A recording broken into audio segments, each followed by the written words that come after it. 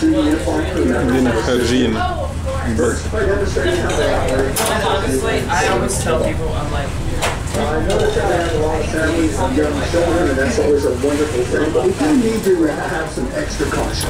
Please, let's keep track of all our young ones. Let's all stay together in a family group. Young people are not permitted to go explore the ship on their own. And also, we want to make sure that there's no running on the boat. You know, the decks are very scratchy, have a non-skid surface, which also equals a non-skid if you trip. So we want to make sure everybody is safe on the boat. Now you may notice that we provided different trash cans and recycle bins all throughout the boat. Now here at Hornblower Cruises and Events, we're very proud of our recycling program, very proactive. We even have a division of our company called Respect Our Planet. So you can help out. Please divide up your trash, put it into the properly identified bins, and then our crew will take care of disposing that at the end of the cruise. Now, staying on the eco-friendly mode here in San Diego, smoking is not permitted on any of the public cruises. Please ask that no one smokes while you're aboard the Hornblower. Now, that's just about it. It's great to have you with us, everybody. Once again, welcome aboard. All right, now what we've done, folks, is we backed out of the deepest and widest part of San Diego Bay, backed out into the deepest and widest part of San Diego Bay, known as the aircraft carrier turning basin. We just exited the area called the Cruise Port Terminal. It's where we receive a lot of the large ocean liners that come here into port. Sometimes we have as many as 3 or 4 of them at the same time.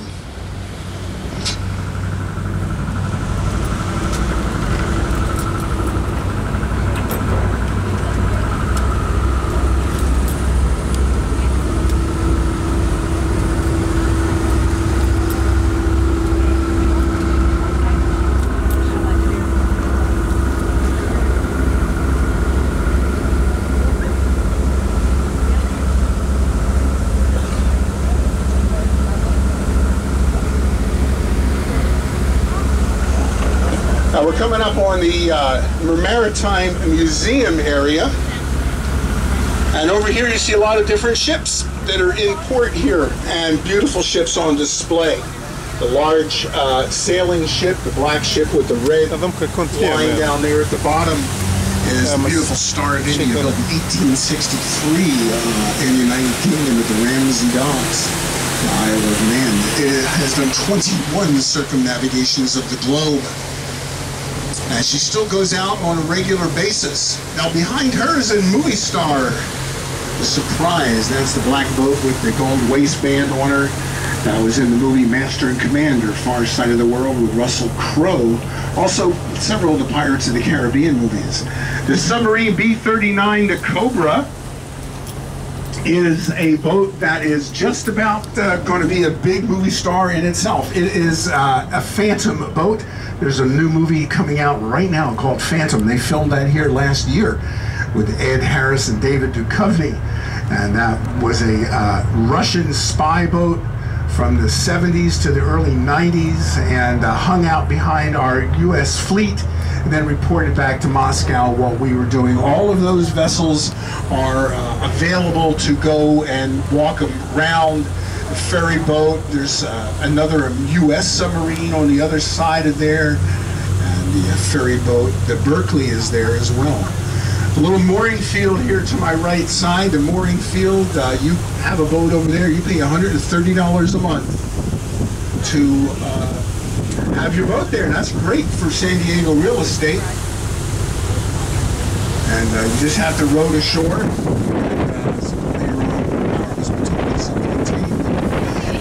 Just past that is our airport, Lindbergh Field. That is the busiest single runway airport in the world. They have a plane landing or taking off every 90 seconds. Named after the great aviator Charles Lindbergh. That is an airplane called the Spirit of St. Louis, built right here in San Diego. That was there was a contest. There was a hotel operator who had some hotels in the U.S. and some in France, and he wanted to see if we could get people across the country, across the ocean faster than ocean liners. He put up a $25,000 prize. Well, Charles Lindbergh used to be the mail delivery pilot from St. Louis, Missouri to Chicago. And St. Louis in those days was really thinking about, air travel is where St. Louis is in the middle of the country. They wanted to get a name for themselves. So they gave Charlie Lindbergh some money to build an airplane. And he came down here and found Claude Ryan, and he thought out a great design for an airplane.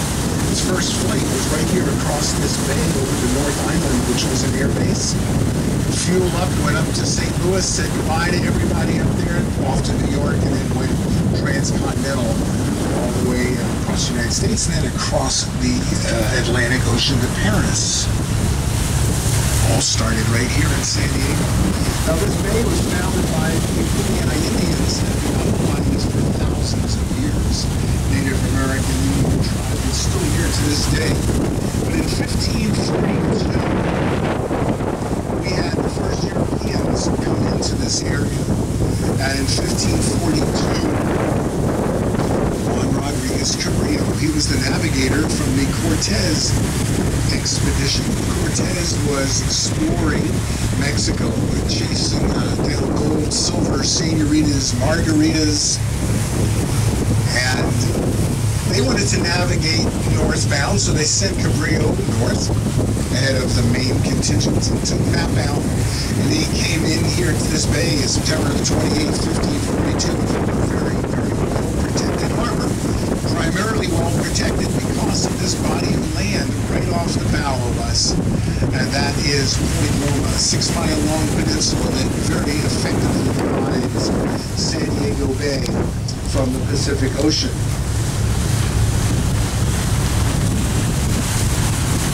Now, in those days, this bay was extremely shallow, only between 3 and 12 feet deep.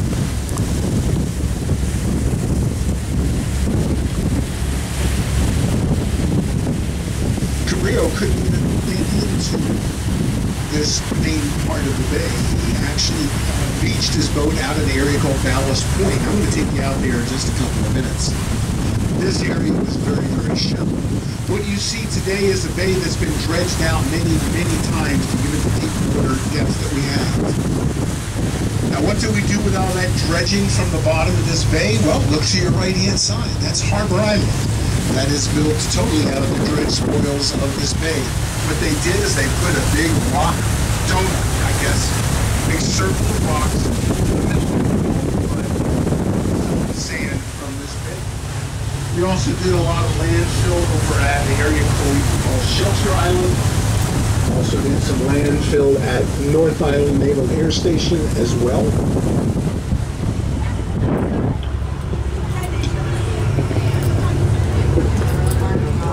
Down the middle of the channel, down the main harbor channel between the red and green buoys. I don't share your perspective. How you doing? Good. Are we on camera? Yes, you are. Okay. Oh, sorry. Go ahead. To my right-hand side is the Fresco Hotel in North America. He's actually really good. She hardly. And then you can hold it here. Yeah, There you go. You're welcome. What you need? I need some You like the water, Jeff? Tropical. Apple juice? They do their own water supply. They filter their own water. 100%. You know what you like? Anything else? That's it. Yeah. Maybe an olive. Maybe an olive, okay. Thanks. You're welcome. So just that and the chips. Yep. $5.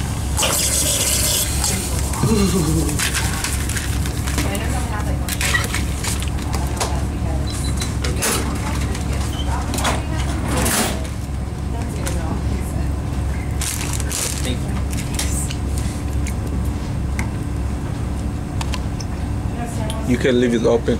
Just leave it open? Okay. You might have to check your ID just to verify that.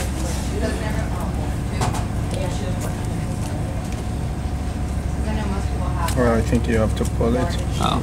because it's hidden here. The name is on here. Colorado.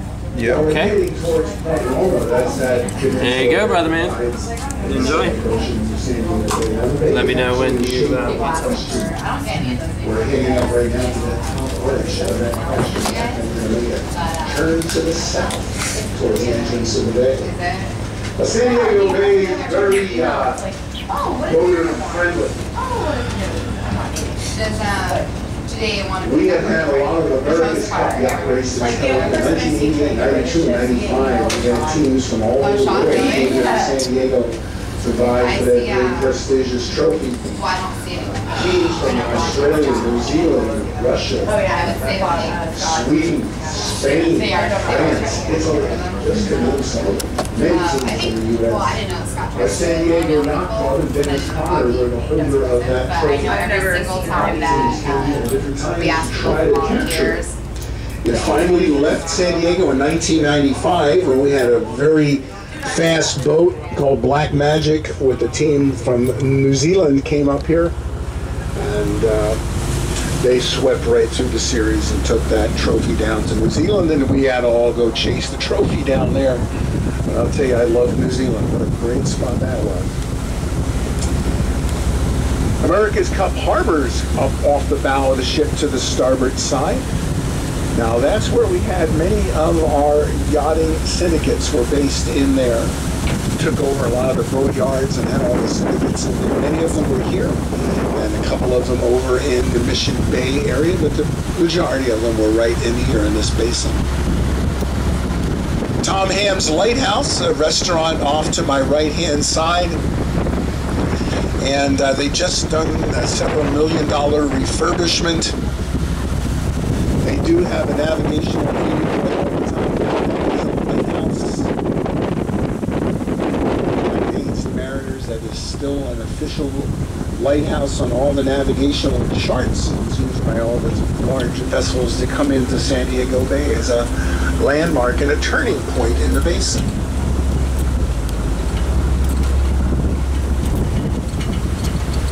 Just past Tom Ham's Lighthouse, there's a little inlet there. That is where the old San Diego River used to come into San Diego Bay. It flowed out of the mountains. We have diverted the San Diego River to the other side of Point Loma, and now exits right along Mission Bay. And it has its own little spillway right out by the side of Ocean Beach.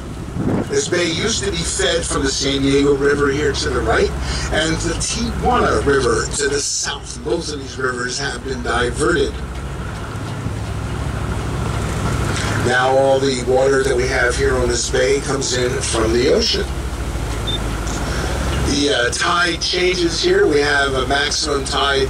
Sometimes when we have full moons and minus moons, might be 6 foot, 6.5 foot up.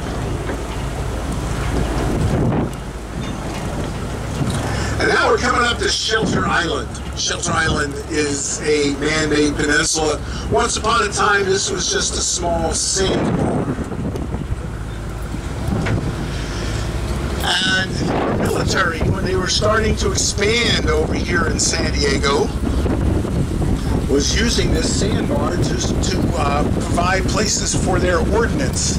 Any of their bombs or explosives around Shelter Island. In about late 1940s, coming into the 50s, our military base to our left set up a weapons depot, and everything moved out of Shelter Island, moved across the channel, and they then enabled Shelter Island to be expanded, and they have a lot of nice hotels and beautiful resorts here. I know we have some guests on the boat or staying over in Humphreys. We have some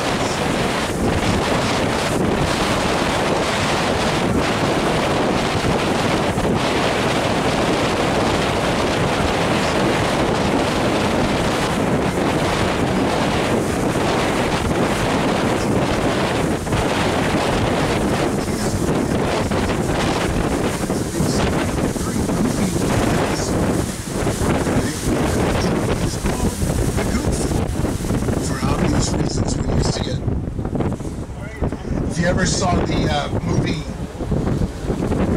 The Endless Summer, Bruce Brown's great first endeavor at making big documentaries about surfers, that was premiered right out there on that one. It was near to our right in front of the Valley High. And they put up a clothesline between the palm trees. And they projected that up in true surfer style.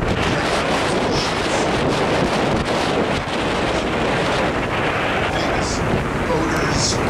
Obi was famous for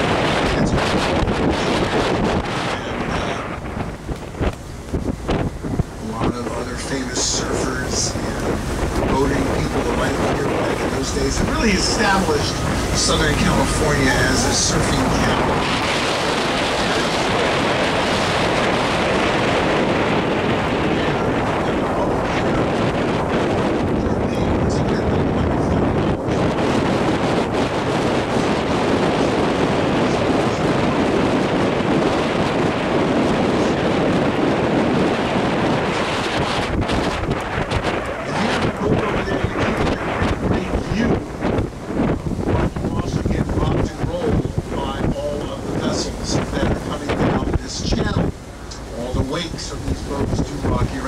Sailed into San Diego on my own boat about 12 years ago. I stayed out there in one of those mooring balls for 3 days and 2 nights, and that's about it. That's all I could take.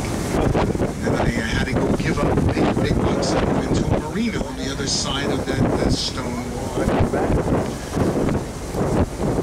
Fishing pier out here to the left. If you fish off of there, you do not need to buy a California State Fishing Game license. It's going to save you about $53. That's actually a good pier to fish from because you get all the washing of the ocean that comes in here. We're almost out the mouth of the Pacific Ocean. There's a lot of fresh fish coming here. And it's a good place to go fishing.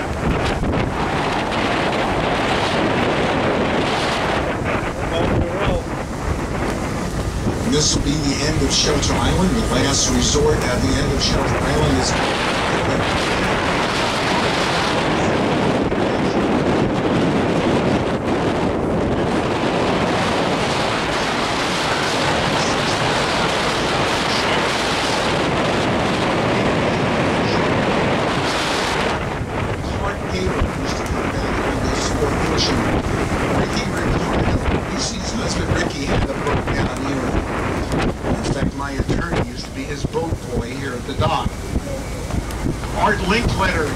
a show, television show, Art Linkletter and Queen for a Day.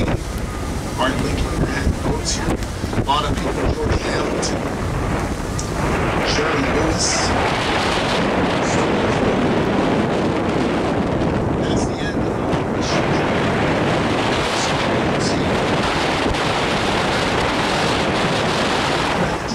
Mountains up there on the hillside that overlook the bay. Then the homes stop, and we have more open area up here, and that is the area where the U.S. government has taken over.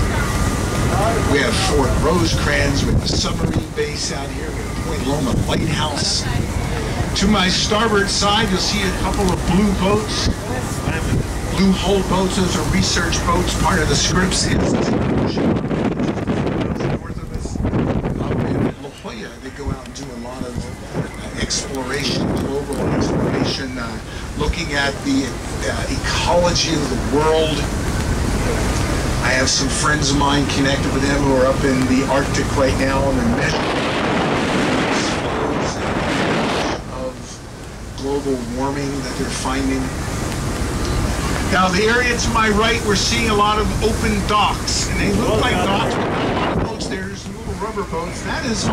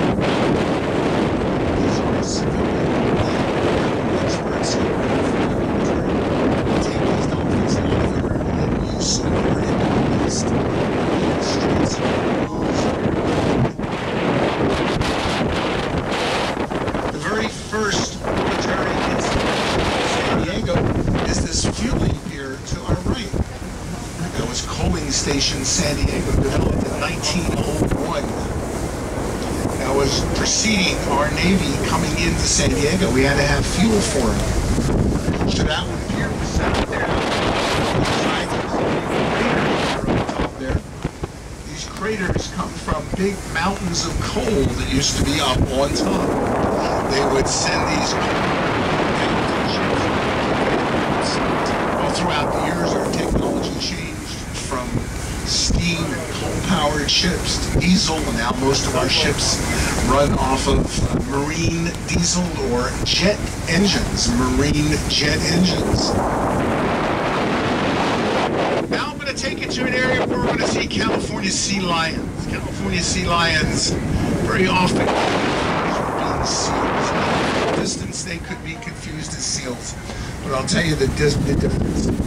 California sea lions, first of all, are bigger than seals. California sea lions will weigh up 800 to 1,000 pounds.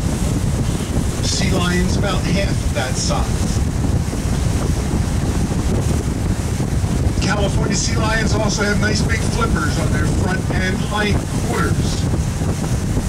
They can easily walk around on a rocky shoreline or on a platform like we're going to see them now. Seals don't do that. Seals have very small flippers.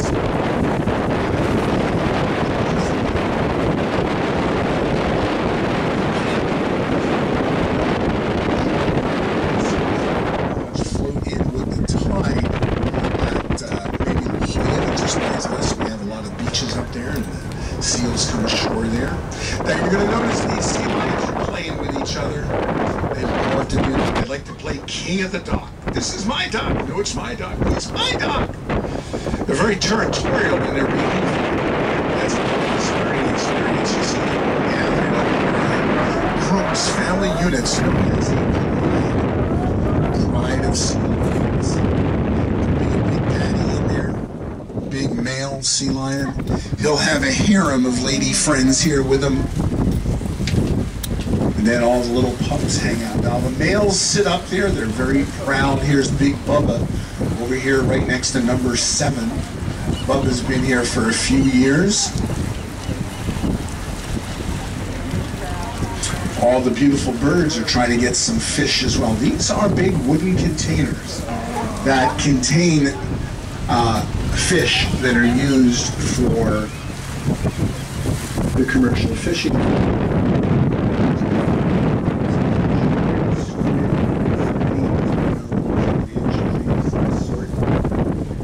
They've been here since 1953. Now you can see the workers are down there right now that are repairing these, but it's a losing battle.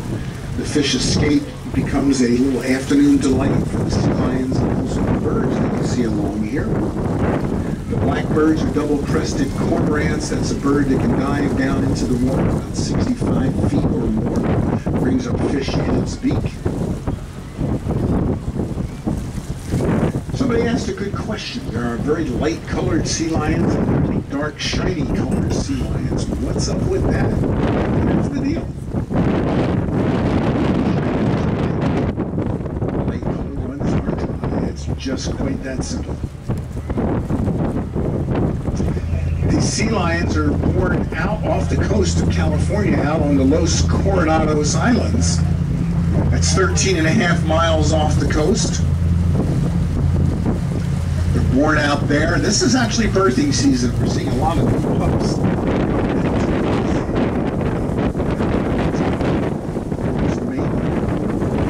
Now, right here is our summer base in San Diego. Right here, just outside of our summer base. Fix up work on it. Just a B-boat is here to the right-hand side, one of our LA class fast attack nuclear subs. That is 375 ships per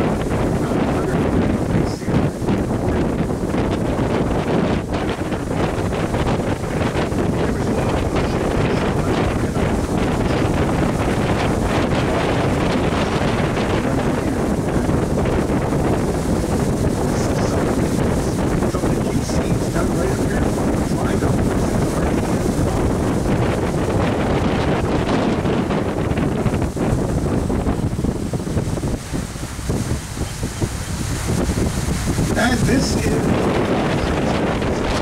just here and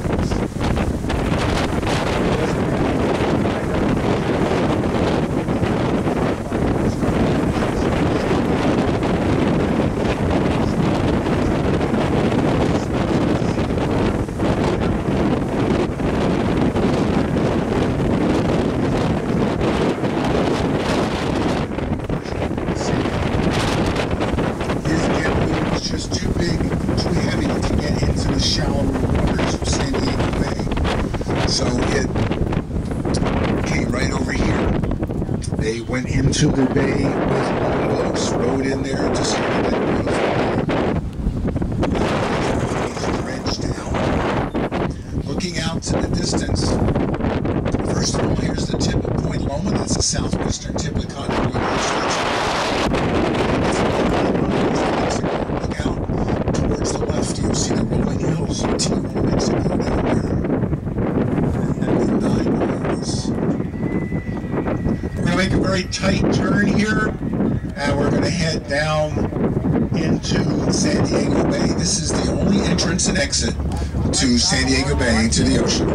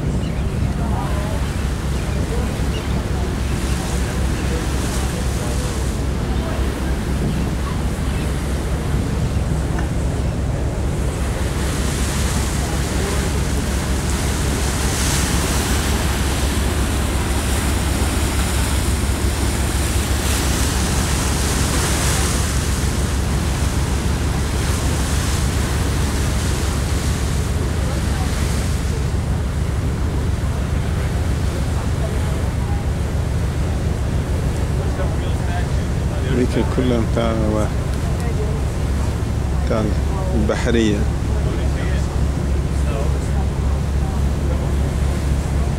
الجيش البحري.